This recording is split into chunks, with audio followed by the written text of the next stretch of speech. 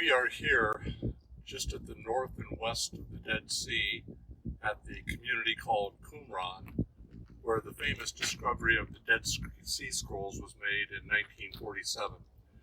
A particular reporter interviewed the Bedouins who found the manuscripts, and the stories vary a little bit, but as near as we can piece it together, sometime between either November of 1946 or February of 1947, three Bedouins, young men, were tending their goats. One of them was lost. They thought maybe it went into a cave, the cave that appears right behind you, which is now known as Cave 1. And just see if he could stir up the goat, he threw a stone in, and instead of hearing the goat cry out, he heard pottery shattered, and it turned out that there were jars in this cave, and in the jars were manuscripts. And the Bedouins weren't quite sure what to do with these, but they grabbed the three that were in the one jar, took them to a dealer who looked at them, said that they were worthless, and sent the boys on their way. And he was aware that there were certain thefts going on of synagogues, and he didn't want to have anything to do with that. But the Bedouins persisted, and they found a particular dealer that would want to sell them. So the dealer bought them at a very cheap price from the Bedouins. The Bedouins were happy. The dealer was happy. Now our story takes an interesting twist. It is now November 24th, 1947, and the leading archaeologist in Israel at the time, by the name of Eliezer Lipa Sukenik, who also developed the Department of Archaeology at Hebrew University, was contacted by an Armenian friend of his who said he had an interesting manuscript he'd be interested in seeing. Now, this is prior to the formation of the State of Israel, and there were great tensions between particularly Jordan and the Israeli mandate under British protectorate at that time.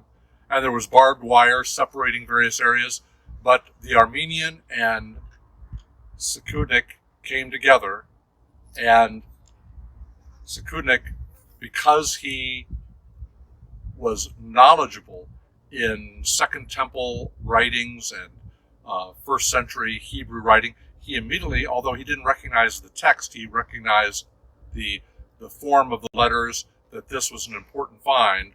And so he arranged to get travel papers to go to Bethlehem, which at the time was under Jordanian control. And he was able to obtain three of the manuscripts, and the dealer allowed him to take the manuscripts with him to inspect them in detail before he purchased them. He arrived back at his home on November 29th, 1947.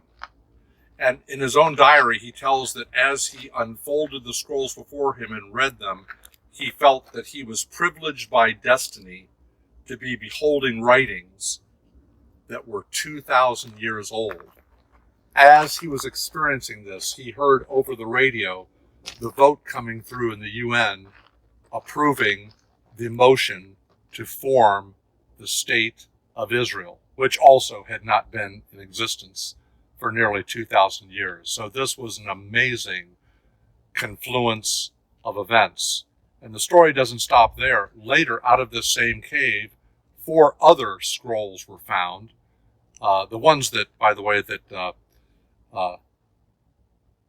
Sukenik found were the second Isaiah, or purchased the second Isaiah scroll, the War scroll, which talks about a battle at the end of time between the sons of darkness, the sons of light, and what's been known as the Thanksgiving scroll, which consists of various psalm-like materials. He purchased all these for $324.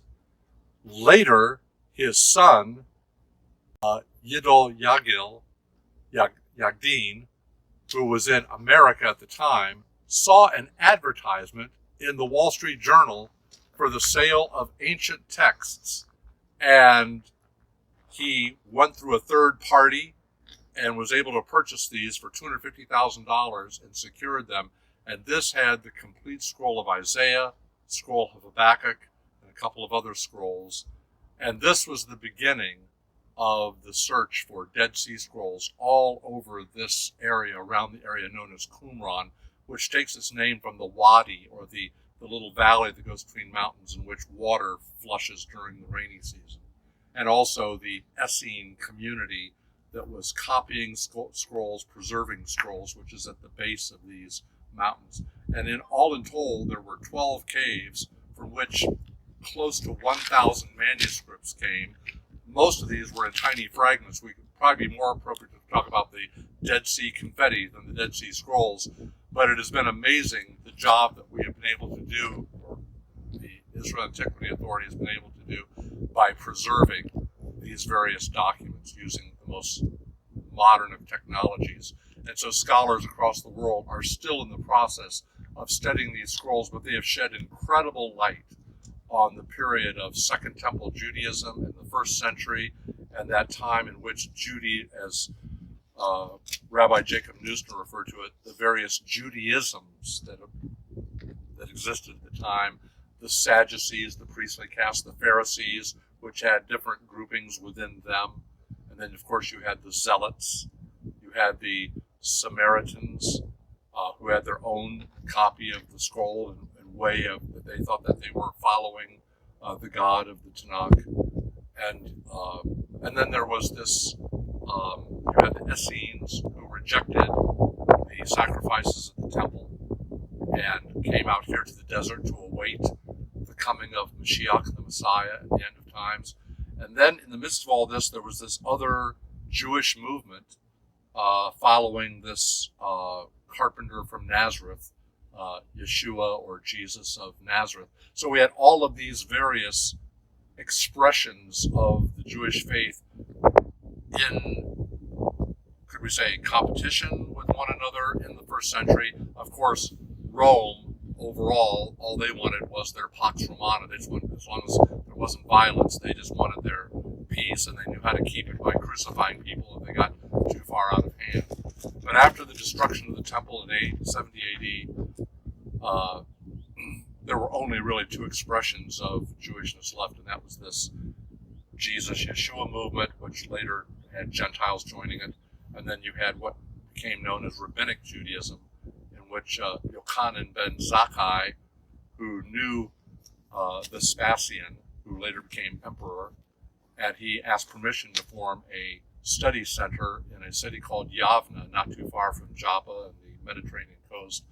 And so he and a group of rabbis from there began carving out what we know today as Rabbinic Judaism.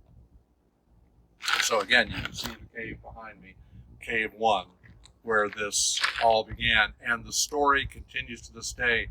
New caves, new manuscripts are continuing to be found that are, it's not totally upsetting everything we've known, but it's sort of like taking the lens of a camera and bringing it into sharper focus.